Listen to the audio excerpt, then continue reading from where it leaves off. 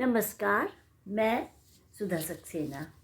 ईश्वर ने मानव को मन, बुद्धि, विवेक दे करके एक विशिष्ट जीव की उपलब्धि कराई और उसमें विचार और संवेदनाओं को व्यक्त करने की पूर्ण क्षमता होती है।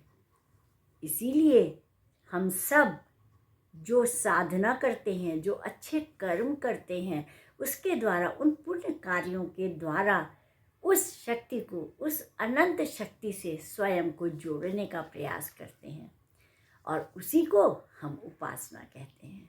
आइए आज उपासना पर ही कुछ चर्चा करते हैं।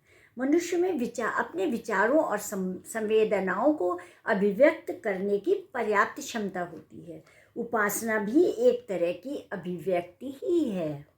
इस दौरान हम मूर्ति पूजा करते हैं या किसी पवित्र ग्रंथ या अपने आराध्य के प्रति निष्ठा व्यक्त करते हैं। इसके लिए हम कभी शब्दों का प्रयोग करते हैं, कभी मौन रहते हैं, तो कभी हम प्रार्थना या कभी हम मंत्रों का जाप करते हैं। इस प्रकार से अलग अलग ढंग से हम अपने मन से चिंतन और शारीरिक अभिव्यक्ति के द्वारा संवेदनाओं को, उपासना का प्रयास करते हैं। प्रार्थना या उपासना का मुख्य ध्येय उस महान शक्ति, उस परमात्मा से खुद को जोड़ने का एक प्रयास होता है।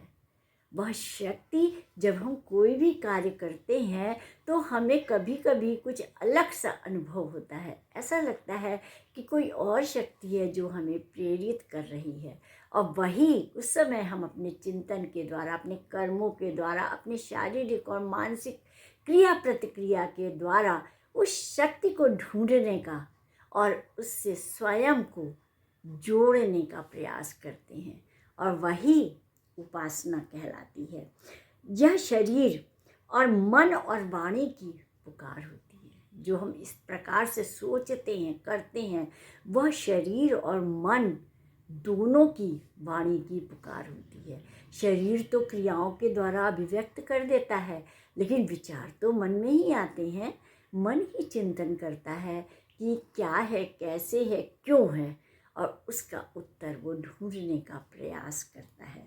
इन सबके बीच यह जानना आवश्यक है कि हम जीवन पर्यंत निज पूजा पाठ में संलग्न रहते हुए कहीं मानवता की सेवा से विमुख तो नहीं हो गए हैं। ऐसे में हृदय में मानवता के भाव जगाने के लिए एक यथोचित गुरु का होना अत्यंत आवश्यक है। यथोचित गुरु का तात्पर्य यह है कि वह जो भी आप समाज में अच्छे कार्य देख रहे हैं, गुरु ये भी हो सकता है कि कोई आपको बताए, कोई आपको शिक्षा दे और उससे आप अपनी क्षमता के अनुसार कैच करें। गुरु समाज की परिस्थितियाँ भी हो सकती हैं, गुरु परिवार की परिस्थिति भी हो सकती है। कभी कभी कोई बच्चा, कोई आपसे छोटा भी कुछ ऐसे कर्म कर जाता है जो आपको शिक्षा दे जाता है, जो आपको सीख दे जाता है, और इसीलिए कहा जाता है कि गुरु जो है वह एक तत्व है जो कि आपको हर क्षण, मरते दम तक आप कुछ नया सीखते रहते हैं। और हमें सदैव प्रयत्न करना चाहिए कि हम जो सुन रहे हैं, समझ रहे हैं, जिन परिस्थितियों से निकल रहे हैं, उसमें से कुछ सात्विक गुणों को, सात्विक प्रवृत्तियों को हम ग्रहण करते जाएं, तभी हम अपनी साधना पूरी कर सकते हैं। ऐसा गुरु जो हमें मानव कल्याण के लिए उपासना का मार्ग दिखाए। गुरु विहीन उपासना उस कर्णधार नौका के समान होती है जो कभी अपने लक्ष्य तक नहीं पहुंच पाती है।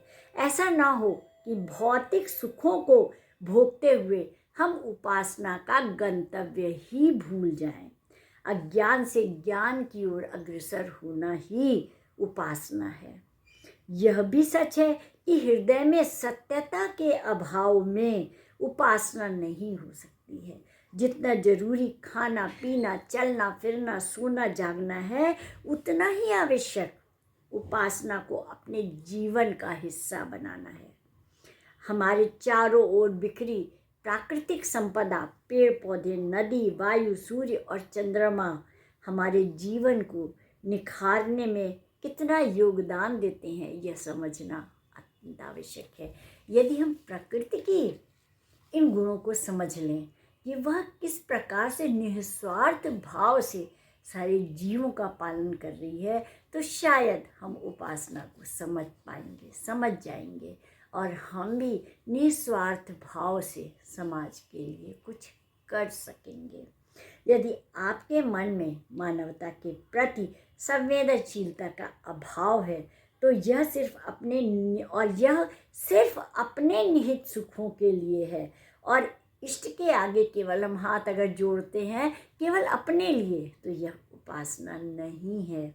इससे आपकी उपासना कभी भी पूर्ण नहीं हो सकेगी। ऐसे में उपासना सिर्फ वहम बन करके रह जाती है। सच्ची उपासना न स्थान देखती है, न मुहूर्त देखती है और न ही साज सामग्री देखती है।